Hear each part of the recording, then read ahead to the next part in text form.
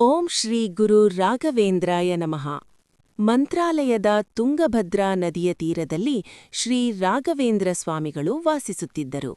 ಅವರು ಭಕ್ತರಿಗೆ ಸದಾ ದಯೆ ಮತ್ತು ಆಶೀರ್ವಾದ ನೀಡುತ್ತಿದ್ದರು.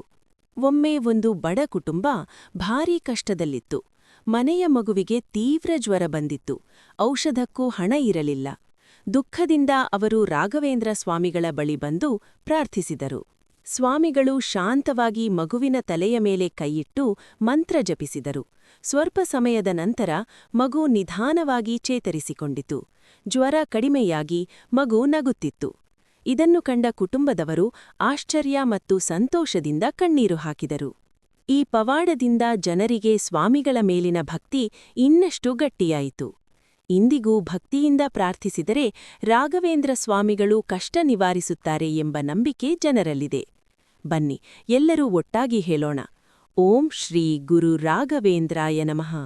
ಪೂಜ್ಯಾಯ ರಾಘವೇಂದ್ರಾಯ ಸತ್ಯಧರ್ಮರತಾಯ ಚ ಭಜತಾಂ ಕಲ್ಪವೃಕ್ಷಾಯ ನಮತಾಂ ಕಾಮಧೇನುವೇ.